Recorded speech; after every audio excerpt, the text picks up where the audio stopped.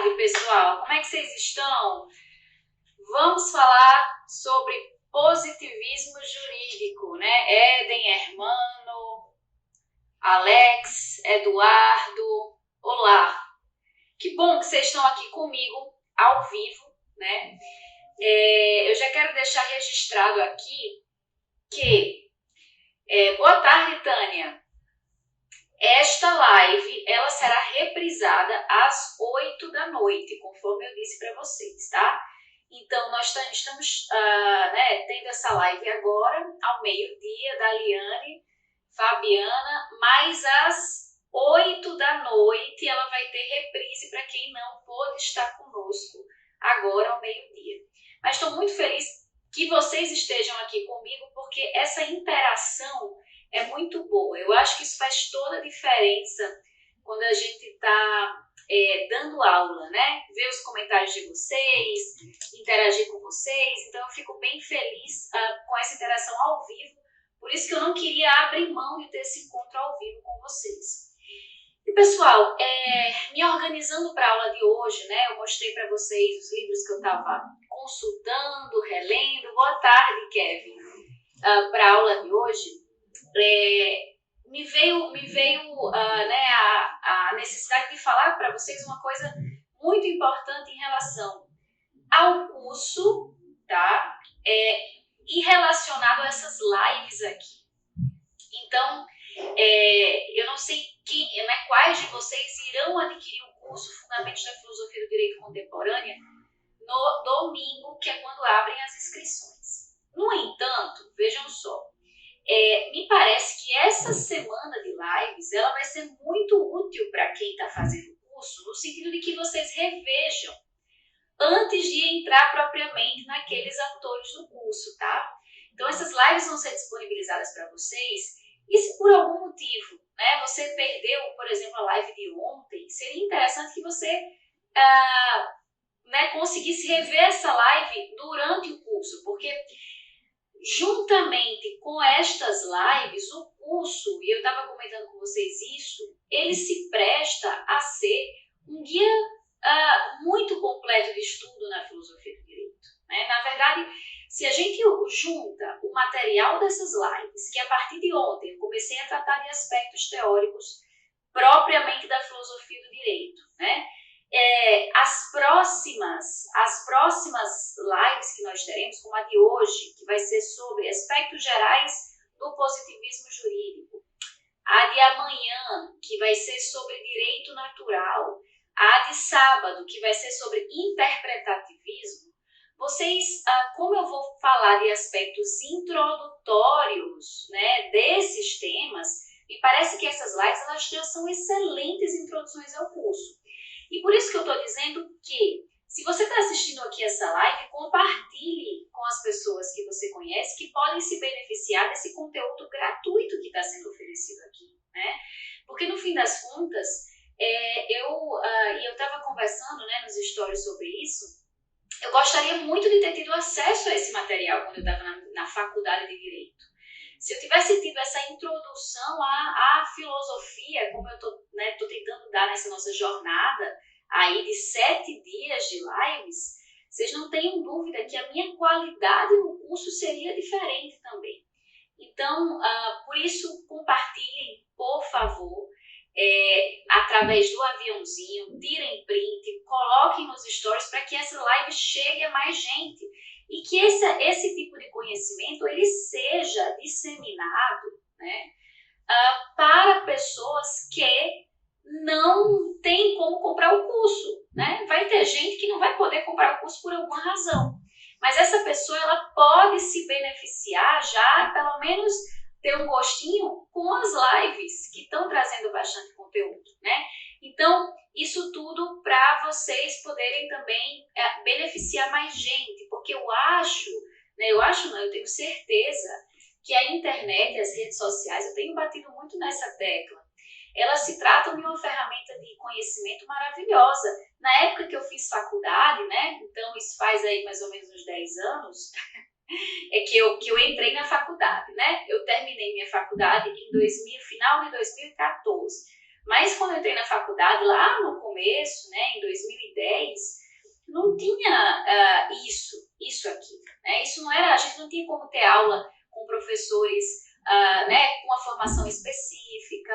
Então isso tudo faz muita diferença e por isso que, por favor, se você compartilhar com um amigo ou compartilhar nos seus stories, dá um joinha aí, manda um belezinha e vamos tocar aqui, porque eu acredito realmente que quando a informação chega a mais gente, a gente tem juristas melhores, né?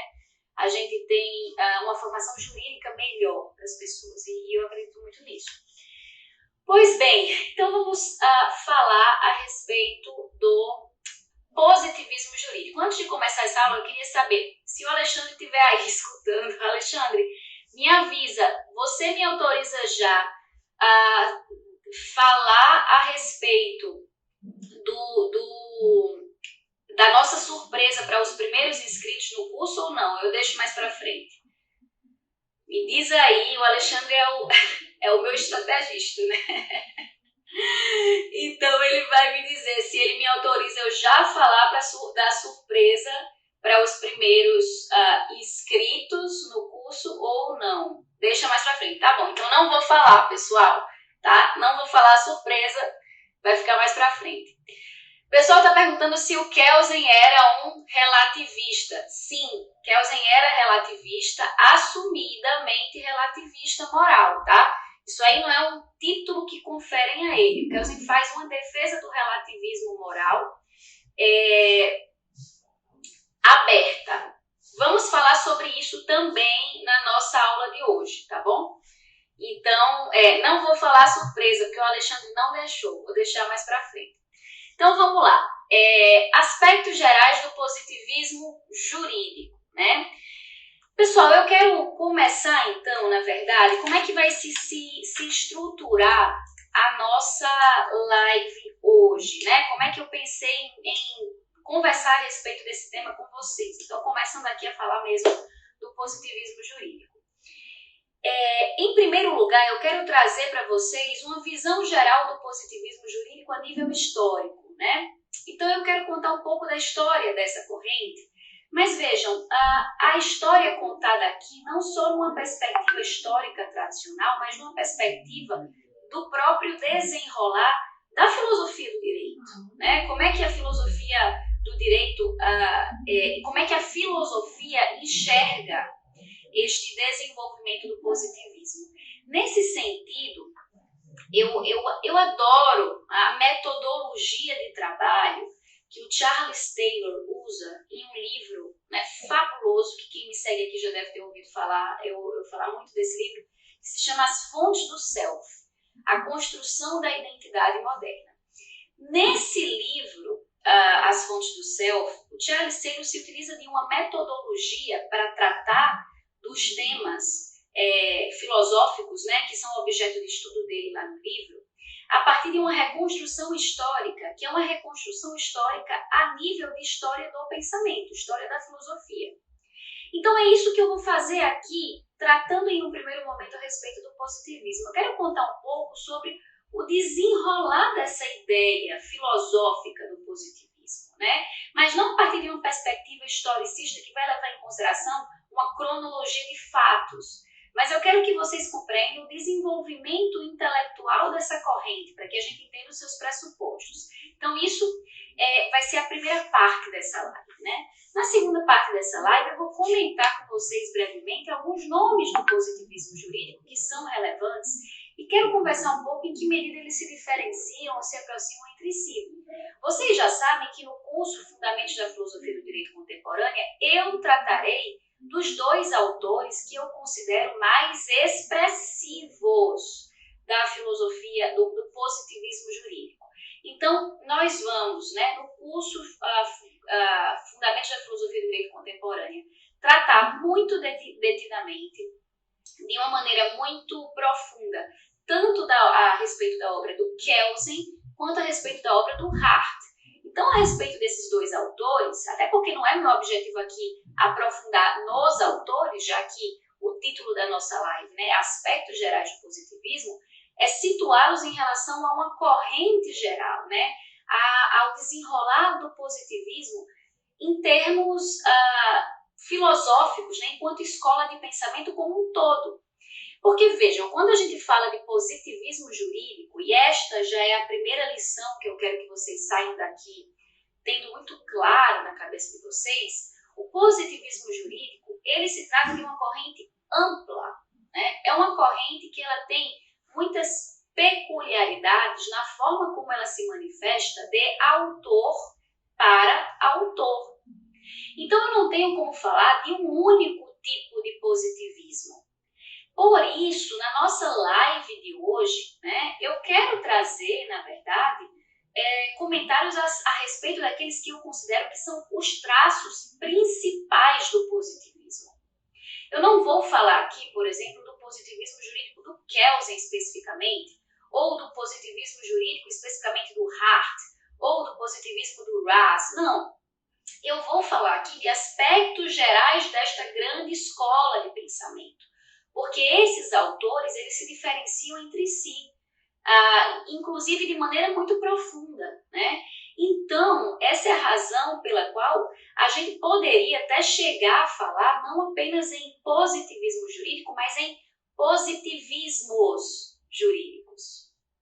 Mas bem, embora haja esta espécie de heterogeneidade interna, o fato é que em suas bases fundamentais, o positivismo jurídico ele tem sim características muito peculiares, né, que podem ser trazidas para nós e cuja identificação se dá através dessa reconstrução histórica. Então é isso que nós faremos hoje. Pessoal, para a compreensão dessa live, né, vai ajudar muito quando vocês, se quem não assistiu ainda, quem não estava comigo ontem, que vocês assistam a live de ontem a respeito da filosofia do direito, do conceito de filosofia do direito e da sua aplicabilidade prática. Porque lá na live de ontem eu já deixei algumas pistas que vão nos auxiliar na compreensão da live de hoje, tá? Então vamos, e assim sucessivamente, né? Essa jornada, olha só, ela não foi pensada para ser um monte de live solta, né? Sem conexão, sem coerência. Não, cada live vai trazer elementos compreensivos que nos ajudarão a compreender o tema do dia seguinte. É por isso que nós estamos em uma jornada, certo? Então estamos em um passo a passo aqui.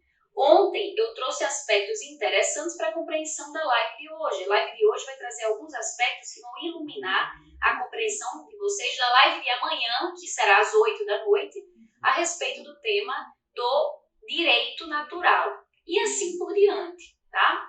Então vamos lá. Primeiro aspecto em relação ao positivismo jurídico, né? Existe uma visão contemporânea, uma visão atual, muito arraigada na nossa prática jurídica, no nosso dia a dia jurídico, de que o jurista é, sobretudo, um perito, um técnico.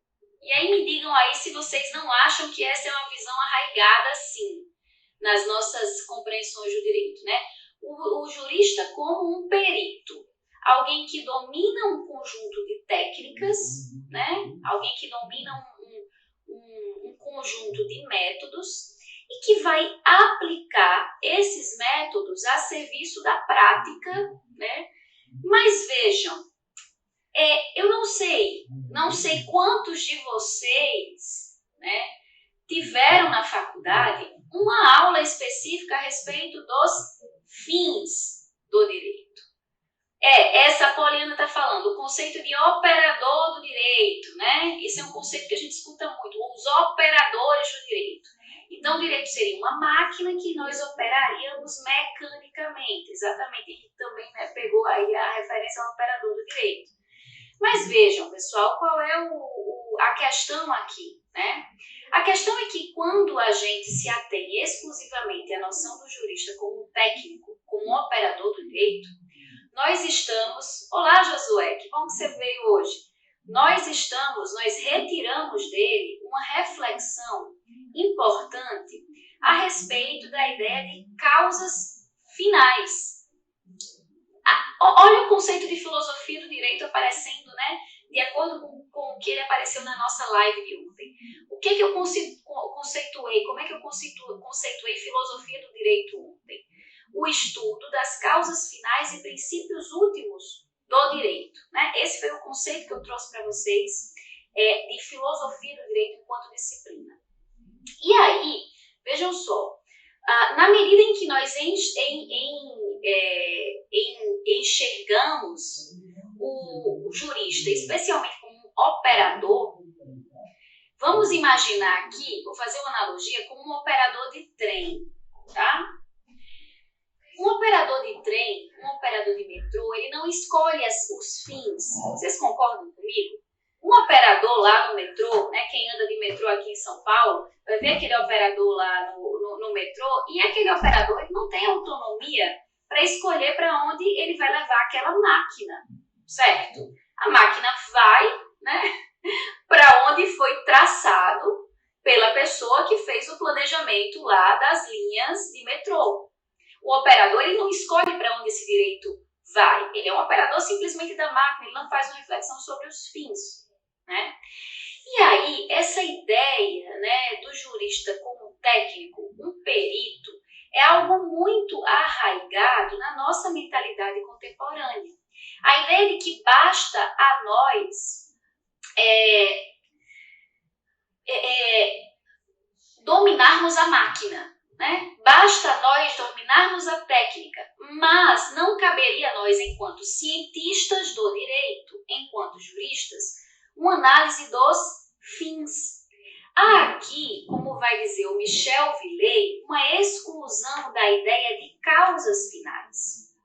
Algo que, vejam, é absolutamente alheio àquela concepção de filosofia clássica que nós temos, de que todas as atividades devem tender a algum fim, né? E que a motivação da atividade é que dá a ela o seu valor, ou seja, a sua finalidade. Nós estávamos conversando sobre isso ontem. Se você não viu a live de ontem, sugiro que veja para entender essa ideia. Muito bem, mas de onde é que vem essa noção, né, de esvaziamento finalístico, teleológico do direito e domínio exclusivo da técnica? Essa noção, ela vem de uma concepção muito arraigada na ciência moderna, tá? Então, vamos lá. Vejam, pessoal, qual é a mentalidade, então? É de uma análise do direito dissociada dos seus fins, certo? Da sua finalidade, né? Da sua teleologia, tá? Então, vamos lá. Mas essa noção ela é muito típica aí a partir do século XVI e século XVII, quando há uma cisão, né, entre, lembram-se da live de ontem, quando há uma cisão entre ciência e filosofia, certo? Quando há essa cisão a partir aí do século XVI, século XVII, entre ciência e filosofia, ao cientista não cabe mais analisar os fins últimos e as causas últimas. Cabe ao cientista analisar o fenômeno tal como ele se apresenta enquanto fato, né? O fenômeno tal como ele se apresenta enquanto coisa bruta. E a partir de um recorte, que não é um recorte que analisa as causas últimas e os fundamentos últimos, tá bom? Bem, obviamente que essa cisão entre filosofia e direito, né? Essa cisão, ela entre filosofia e ciência, ela exerce impactos no direito, tudo bem? E como é que essa cisão entre filosofia e ciência, ou seja, entre o estudo dos fatos brutos e o estudo das causas últimas e finalidades últimas, dos princípios últimos que regem todas as coisas, como é que essa cisão ela se revela no direito ao longo da história, né, do nosso pensamento jurídico? mais uma vez, né, estou me valendo aqui desse livro do Michel Villey, ele faz uma explicação muito interessante sobre isso. Ele vai dizer que a partir ali do século 17, 18, 19, o que acontece, pessoal, é que os juristas, os filósofos do direito, passam cada vez mais a se preocuparem não com os fins do direito, mas com a gênese do direito. Não com a finalidade do direito, mas com as causas, as fontes, mas não no sentido de causas últimas, não no sentido de princípios últimos, mas as fontes no sentido dos fatos que causalmente geram o direito. E vejam, esse princípio de causalidade, isso aqui é algo muito arraigado no próprio conceito de ciência, tá? Então, essa noção é importante para a gente ter em mente aqui. Então, vejam, para isso, eu quero trazer para vocês o exemplo de um filósofo, né, um justo filósofo, que em alguma medida, por que ele é justo filósofo? Porque ele se preocupa, né, com reflexões jurídicas, que é o próprio Hobbes. O Hobbes, nesse sentido, embora ele seja muito mais estudado hoje na ciência política, ele se trata de um justo filósofo, em alguma medida, né? Então, vejam, o que é que o Michel Villey diz? O Hobbes, por exemplo, é o típico filósofo do direito dessa virada metodológica que dissocia filosofia e ciência, ali de fins do século XVII, século XVII, século XVIII e XIX. E o Hobbes, vejam bem, ele, na medida em que ele se trata de alguém que deixou de se preocupar com os fins do direito para se preocupar com a sua gênese, o que é que mais nos lembra a teoria do Hobbes, né? A teoria do Hobbes é muito lembrada por nós em virtude da sua concepção de contrato social, de gênese do direito, né? A ideia de causa fática do direito. Então, o Hobbes, ele é tido, né? E isso é algo que, mais uma informação importante para vocês, a meu ver, corretamente, o Hobbes é tido como um protopositivista, um dos autores que introduziu uma noção de positivismo jurídico forte. Por quê? Porque muito embora o Hobbes, olha como não é fácil, né, explicar a filosofia do direito. Muito embora o Hobbes tenha sim uma concepção de natureza humana, de estado de natureza, diversos traços da sua construção teórica nos revelam essa guinada metodológica positivista. Em primeiro lugar, quando Hobbes escreve sobre o direito, ele não está preocupado com os fins do direito, mas sobretudo com a sua causa, com a sua gênese. Daí a noção de contrato social. O contrato social é uma preocupação com a origem e não com os fins do direito, né? Na verdade, o Hobbes ele tem até um fim, sim, é o fim da preservação social, da ordem, né? Esse é o fim do Hobbes. E aí eu vou chegar também em como o direito positivo, o positivismo jurídico pode ser considerado também uma abordagem avaliativa, ideológica do direito. A gente vai chegar lá. Mas então o Hobbes, né, ele se trata aí de um autor que, pela primeira vez, né, ele vai trazer aí uma concepção de preocupação do direito a partir das suas causas, das suas fontes. Isso é algo muito próprio do positivismo jurídico, uma preocupação excessiva com as fontes do direito e não com os princípios últimos que movem o direito. O Hobbes, para que vocês entendam o meu raciocínio aqui, ele vai dizer o seguinte, olha, no estado de natureza, né, ou seja, antes da existência da sociedade civil, a lei natural, né, era uma lei da sobrevivência. Então, para o Hobbes, a gente comentava isso na live de ontem, né? A vida é o direito natural por excelência. É o homem que busca a sua sobrevivência, a sua perpetuação biológica como fundamento da sua existência, né? Então, a sua perpetuação biológica é o fundamento da existência desse homem. A tal ponto que o Hobbes chega a nos dizer que o estado de natureza, ele se trata de uma lei, de um espaço, né, em que o homem está sempre em busca da sua sobrevivência. Nesse sentido, vai dizer o Hobbes, o estado de natureza, que é o estado... O que é estado de natureza? É um estado sem estado, né? O estado de natureza é o estado sem sociedade civil, sem direito, certo? Sem normas jurídicas. Nesse estado de natureza, essas forças, né, elas estão sempre aí em confronto. O homem, ele não tem como garantir a sua sobrevivência sem a imposição de uma força forte que venha de cima.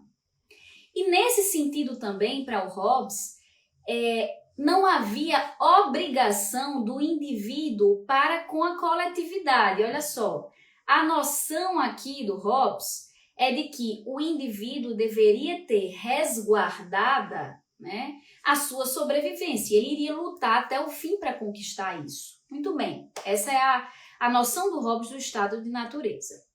No entanto, vejam, se nesse estado de natureza o que prevalece é uma guerra de todos contra todos, o que é que eu vou precisar? Eu vou precisar necessariamente de um estado forte que traga em si um poder coercitivo e normatizador, organizador da sociedade, né? Então, de alguma maneira, quando Hobbes diz que quem traz essa frase do Hobbes é o Bobbio nesse livro, O Positivismo Jurídico, tá? Quando Hobbes diz, olha só o que o Hobbes vai falar aqui, né? Que não é a sabedoria, e sim a autoridade que cria a lei. Ele está dizendo que nesse estado de natureza, nesse estado original do homem sem direito e sem sociedade civil, não há leis morais, vai dizer o Hobbes. O Hobbes vai ser expresso no Leviatã. O conceito de certo ou errado não existe até que o Estado monopolize o poder coercitivo e o poder normativo. Então, vai dizer o Hobbes, não há obrigatoriedade de nós em relação aos outros sem que haja um Estado que estabeleça que tipo de obrigatoriedade é essa. E, pessoal, isso aqui se trata, em alguma medida, né, de uma tese aí forte do positivismo. A ideia de que a normatividade, a coercitividade de uma dada obrigação, ela está submetida à existência de uma autoridade que ponha, né, esta obrigatoriedade como poder coercitivo.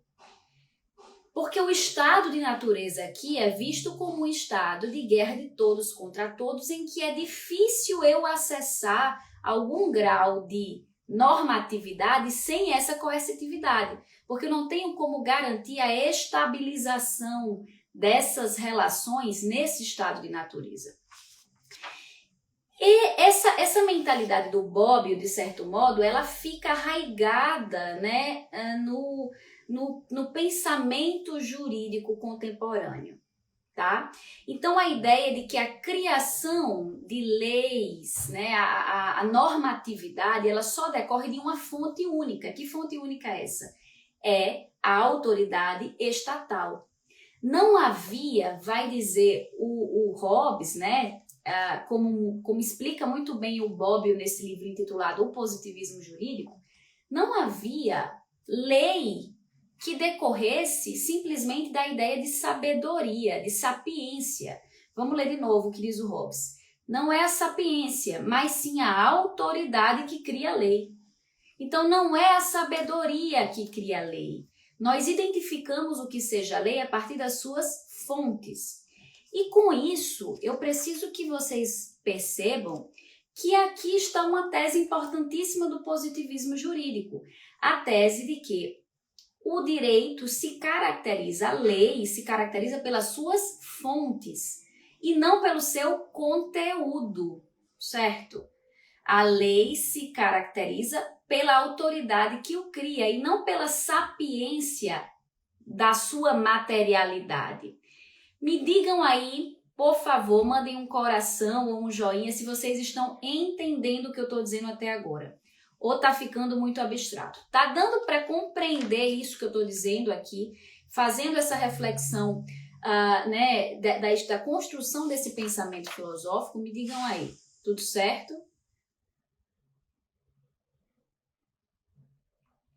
Ótimo. Então acompanhando o meu raciocínio, né? Beleza.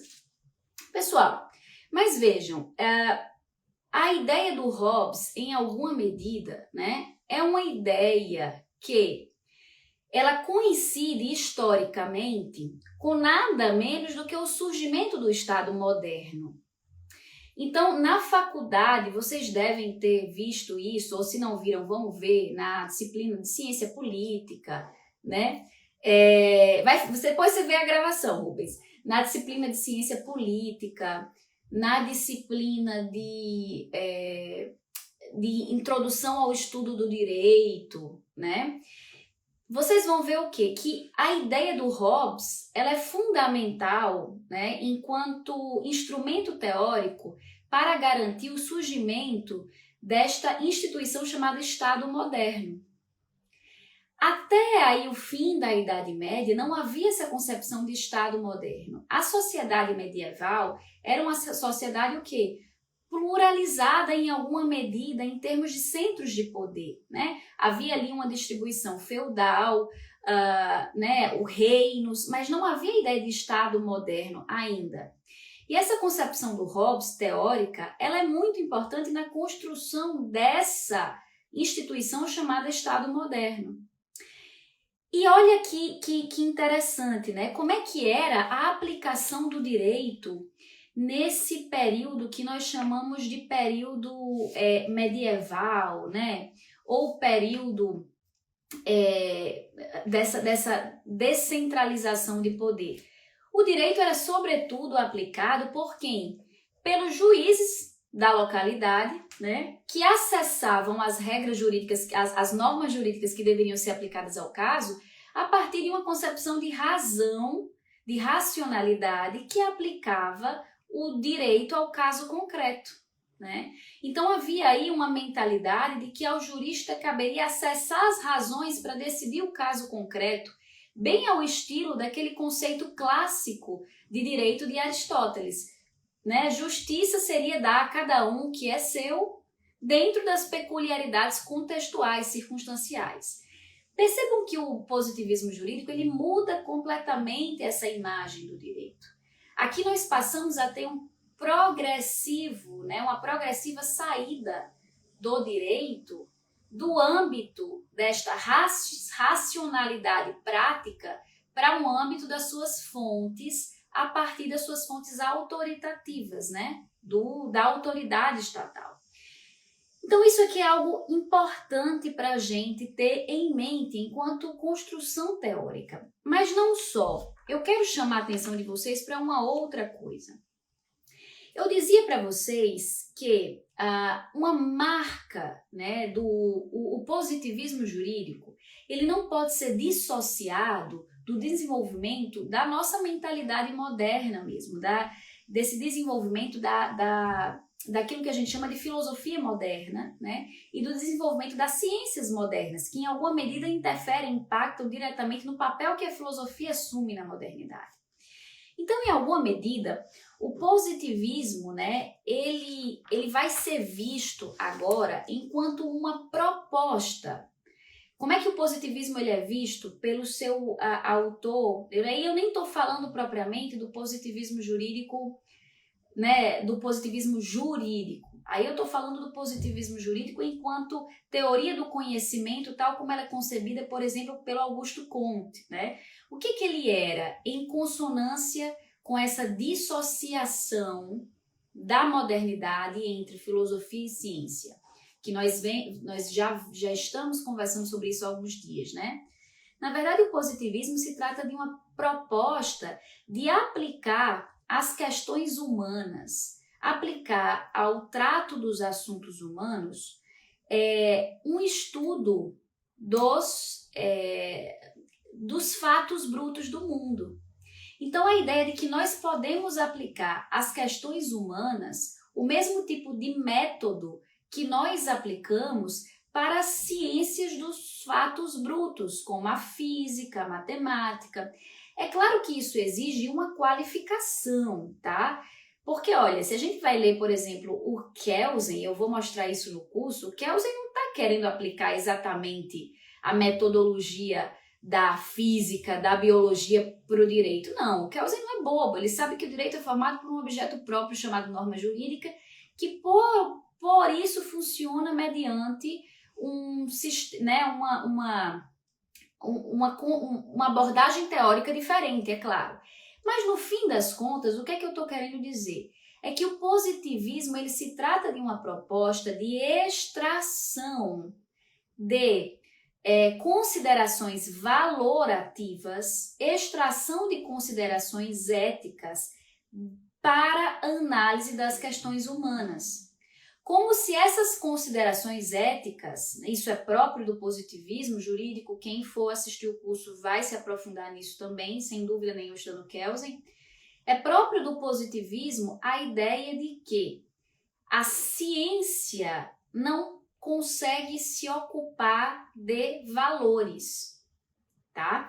É muito próprio dessa mentalidade que nós chamamos de mentalidade cartesiana moderna, que divide o mundo interior e o mundo exterior e diz que apenas o mundo exterior, sujeito a uma teste de verdade ou falsidade, de veracidade ou falsidade, é capaz, né, de nos fornecer um conhecimento objetivo. Então não haveria possibilidade de ter um conhecimento científico. E nesse sentido, a objetividade que o positivismo exige, a objetividade da ciência, que a gente vai ver que isso é absolutamente problemático, porque existem outros tipos de objetividade, mas o positivismo jurídico vai dizer que a objetividade, ou seja, a possibilidade de eu comunicar intersubjetivamente a verdade ou falsidade de uma afirmação, só se dá mediante método científico. Então, o positivismo ele se trata aí, né, dessa proposta de aplicar questões humanas, os métodos que se aplica para o estudo de outros fatos brutos do mundo, porque no fim das contas vão dizer, eu não tenho como ter o direito como ciência, né, se eu não aplicar esse tipo, eu não tenho como ter o direito como um conhecimento objetivo se eu não aplicar esse tipo de metodologia. Quem tem um livro fabuloso sobre isso, que para mim é uma das referências nessa construção do pensamento contemporâneo, é o professor Cláudio Michelon, com o livro Aceitação e Objetividade. Depois vocês procuram esse livro se tiverem interesse, é um livro fabuloso, tá? Mas bem, isso então é a construção desse pensamento, né, positivista aí em meados do século, a partir do século XVI, século XVII, século XVIII. Me digam se compreenderam até aqui a explicação. Tá tudo certo aí, pessoal? Estão entendendo até agora? Mandem um coração. Preciso saber só se vocês estão compreendendo, tá? Muito bem, então vamos lá. Então, prosseguindo aqui. Qual é, então, o primeiro momento do positivismo, né? Qual é, então, o primeiro movimento do positivismo jurídico? O primeiro movimento do positivismo jurídico é um movimento, em alguma medida, um pouco radical, né? De considerar que o direito é simplesmente o conjunto das leis existentes. O direito é simplesmente o conjunto daquilo, o que é posto por uma autoridade chamada autoridade legislativa, pelo poder legislativo. A esse primeiro momento do positivismo jurídico, que em alguma medida é um momento de maior radicalidade, né? Ou seja, essa ideia de que a ciência do direito ela se recusa a considerar qualquer tipo de análise teleológica. O que é análise teleológica? Análise dos fins, né? A ideia de que o direito se deixa de se ocupar de qualquer reflexão sobre os fins, ela é muito própria daquilo que a gente chama, de maneira geral, ainda imprecisa, porque todas essas terminologias elas são usadas de maneira imprecisa, aquilo que a gente chama de jurisprudência dos conceitos, né? Então, a jurisprudência dos conceitos seria esse primeiro momento do positivismo jurídico, mas um momento mais radical, de radicalidade, no sentido de que o positivismo jurídico ele seria simplesmente uma consideração teórica do direito como um conjunto das leis existentes. E isso, é claro, se dá dentro daquele processo que nós chamamos de processo de codificação, né, do direito. Então, a gente tem a criação dos primeiros códigos e a gente tem uma concepção aqui do direito como algo que é emanado exclusivamente pela autoridade legislativa e que não haveria uma preocupação, por exemplo, do ofício do jurista com os fins, com a finalidade do direito. Esse é um primeiro momento que ele vai ser superado em alguma medida. Por quê? Porque, inevitavelmente, a lei ela não traz respostas para tudo, né? Então, fica muito evidente que é preciso um exercício de compreensão interpretativa por parte do juiz. Quem são os expoentes, né, desse primeiro momento do positivismo jurídico? Os expoentes desse primeiro momento do positivismo jurídico, né? Um deles eu coloquei hoje nos stories, né? É o Jhering, né? Em alemão a gente pronuncia mais ou menos assim. Em português a gente pronunciaria como Jhering, né? Seria um nome dessa primeira fase da jurisprudência dos conceitos que vocês devem ter ou conhecido já o Jhering por uma obra famosa que ele tem chamado A Luta pelo Direito, né? Mas o Jhering ele tem também uma obra interessante cujo título é muito sintomático, intitulada A Finalidade no Direito. E o Michel Villey faz uma reflexão interessante, ele diz, olha, o nome da obra do Jhering, né, não é a finalidade do direito, mas é a finalidade no direito, né?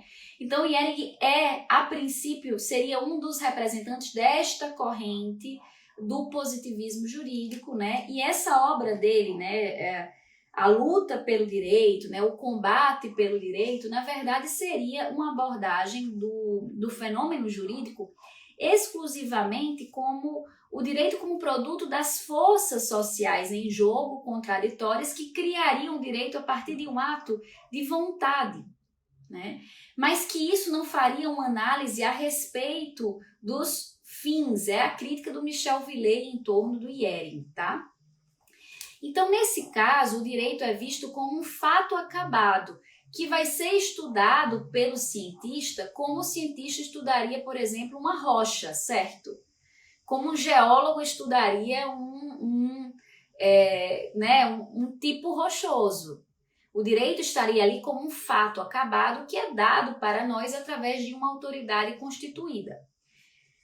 Muito bem, esse é o primeiro momento, o primeiro movimento do positivismo. No entanto, né, existe aí já um segundo momento que é marcado por uma espécie de, uma espécie de refinamento metodológico do positivismo, que é marcado, eu vou trazer aqui duas figuras representativas desse segundo momento, o Gustav Hadibru e o Max Weber, por exemplo. Gustav Hadibru e Max Weber, eles falam ali conosco a respeito do positivismo nas primeiras décadas do século XX, né? Então, ali por volta de 1930, o Hadibru está escrevendo seus livros. O Hadibru, que um dado interessante, o Gustav Hadibru, ele a princípio ele era um positivista ferrenho, e após a Segunda Guerra Mundial, ele adere ao direito natural. E ele adere ao direito natural pelo fato, né, tem um fato biográfico interessante em relação ao Hadibru, que ele perdeu um filho na guerra. Então ele fica horrorizado com aquela guerra, ele perdeu o filho na guerra, e ele começa a repensar. Então depois, o Hadibru, ele ficou notabilizado por ser um expoente expressivo do positivismo e depois um expoente do direito natural, né? Então, tanto o Hadibru quanto o Weber, eles nutriam já aqui um certo refinamento metodológico em relação a essa primeira fase do positivismo, a esse protopositivismo, né? Eles não vão mais conceber, por exemplo, o direito como um fato bruto, como o positivismo concebia. O Max Weber, ele é notabilizado pela grande renovação que ele trouxe na ciência política, né? Então, o Max Weber, né, e o Gustave Hadibru, na verdade, eles traziam para nós uma reflexão em torno da forma como o jurista deveria, na forma como o cientista social, o Max Weber fala mais a respeito, né, de ciência política, ciências sociais, Gustave Hadibru mais precisamente sobre o direito, eles trazem a ideia de que aquele que se dispuser a pensar sobre essas matérias cientificamente deve fazer uma análise não dos fins, mas dos meios daquilo que está sendo investigado. Então, o Max Weber, isso vai ficar muito evidente no Kelsen, né? O Kelsen, ele incorpora a metodologia weberiana de uma maneira muito forte, especialmente nas suas reflexões de ciência política. Então, o que vai dizer o Max Weber, por exemplo, ou o Gustave Hadibru? Ao cientista, não cabe uma análise da finalidade.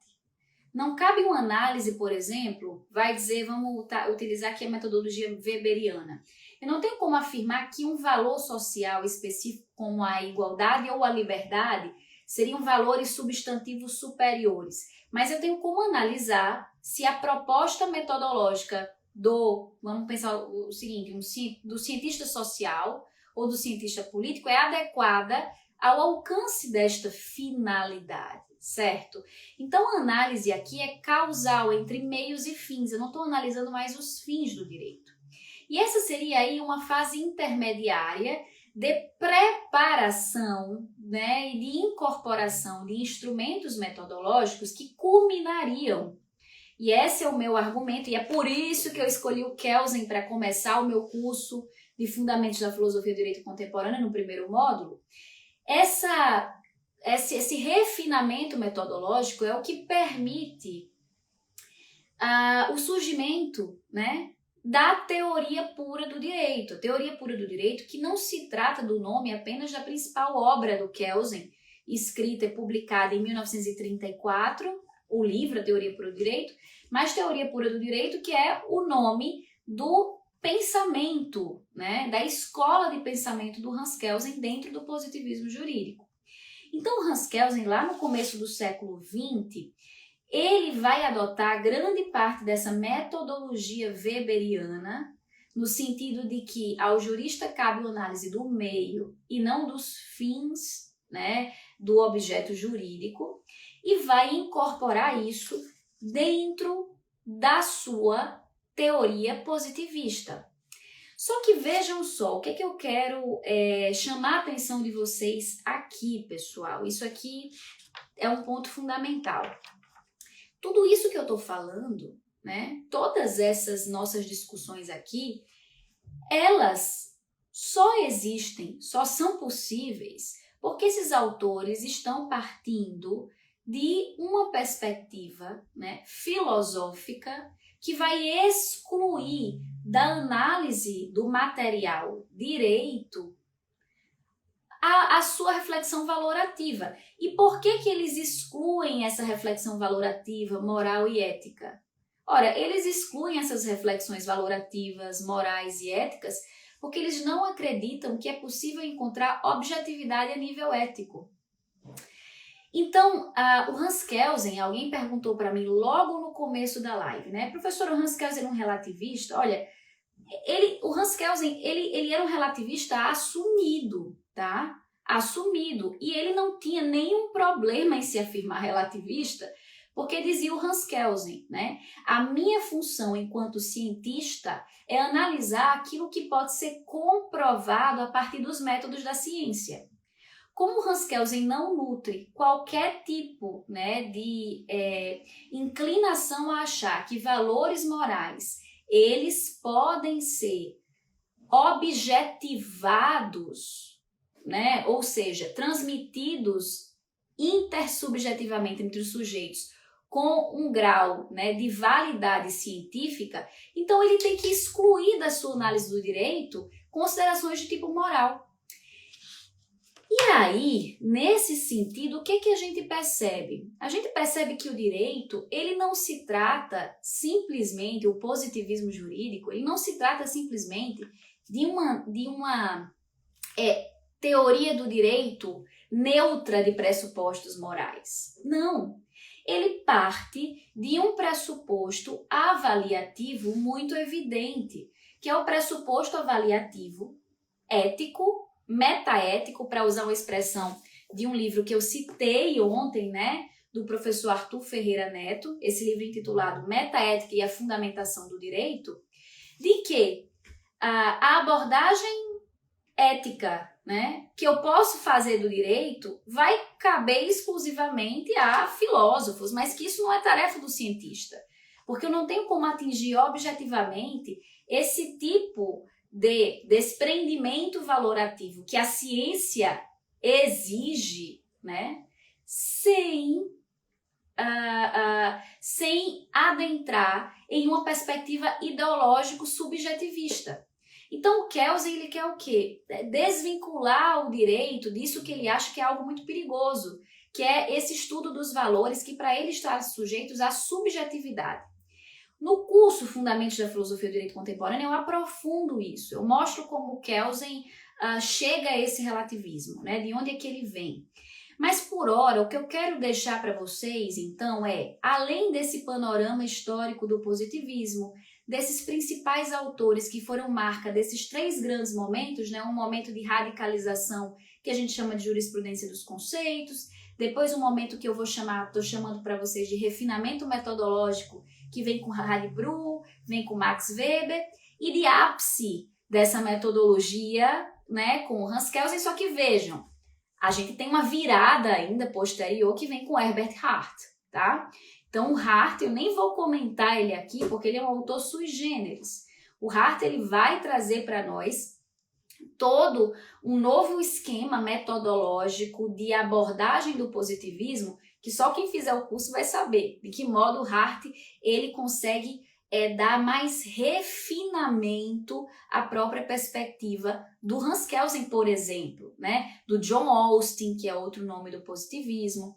Então vejam, além desta abordagem histórica geral, de destacar os principais nomes do positivismo, eu quero deixar para vocês, então, os três modos pelos quais nós podemos conceber o positivismo. Nós podemos conceber o positivismo jurídico como um método avalorativo de estudo do direito, ou seja, uma forma de abordagem do fenômeno jurídico que vai deixar de lado qualquer tipo de consideração ética, porque não acredita que isso seja possível, né? Uma avaliação ética objetiva. O segundo aspecto, como é que eu posso conceber o positivismo jurídico? Enquanto uma teoria do direito, cujo centro está na ideia de fontes do direito. Então, a autoridade estatal, né? Aquilo que o Dworkin, quando ele critica o Hart, ele vai dizer que o positivismo coloca um teste de pedigree para dizer o que é o direito. O que é o direito? Aquilo que é reconhecido pela autoridade competente. Seria uma espécie de teste de pedigree, né? Diz o Dworkin, criticando esse conceito de direito, que é interessante. Vamos falar sobre interpretativismo no sábado, tá? E o que é que ele vai dizer, por exemplo, o Hans Kelsen? Olha, o direito vai ser aquele conjunto normativo que resulta da atuação de uma autoridade autorizada pela própria norma jurídica para emanar o que é o direito. Então, nesse sentido, o positivismo jurídico é concebido não apenas como modo de estudo do direito, mas como a teoria do direito, que concebe o direito exclusivamente em termos de regras que contêm aí uma marca da autoridade formalmente constituída, muito embora a gente vai ver que isso é um pouco refinado pelo Hart. E em terceiro lugar, o que a gente tem? A gente tem o positivismo jurídico como uma teoria valorativa do direito. Mas como assim, né? Ora, porque o modo avalorativo do positivismo, por si só, pressupõe uma tomada de posição moral, axiológica, né? Um comportamento avaliativo sobre a realidade. E nesse sentido, é que a gente não tem como dissociar este modo avaliativo, né? Esse modo avalorativo de análise do direito dos pressupostos metaéticos do positivismo, que são pressupostos, como eu já falei aqui, principalmente se a gente fosse ater ao positivismo jurídico kelseniano, tá? E aí sendo muito expressa aqui, ele está muito marcado pela ideia de relatividade moral, de subjetividade moral, e é por isso que, para escapar dessa pretensa subjetividade, dessa pretensa relatividade, de que eu não tenho como comunicar valores intersubjetivamente, o que é que eu preciso? Eu preciso extrair qualquer tipo de consideração desse tipo da análise científica do direito. Tudo bem? Então, pessoal, é isso, né? 1 hora de live. Claro que a gente teria muito mais coisa para falar a respeito do positivismo. Me mandem aí um coraçãozinho se vocês me disserem, né, que concordam com isso.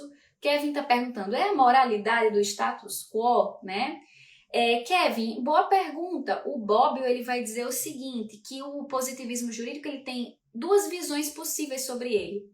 Uma visão extremada. O que é a visão extremada do positivismo jurídico? É aquela que concebe que o fundamento do positivismo é a obediência ao status quo. E a outra visão, que seria uma visão mais moderada, é aquela que concebe o direito exclusivamente como meio, né? O Bobbio vai dizer que, por exemplo, o Kelsen adere a uma visão menos extremada, não é uma visão que enxerga a moralidade do status quo, tá? Então é isso, pessoal. Espero que vocês tenham gostado, que tenha sido útil para vocês a nossa live. Amanhã, às 8 da noite, eu estarei aqui para falar a respeito de direito natural. Então, certamente, esta live de hoje vai ajudar na compreensão, porque o direito natural se trata da perspectiva jurídica contraposta ao positivismo jurídico, né?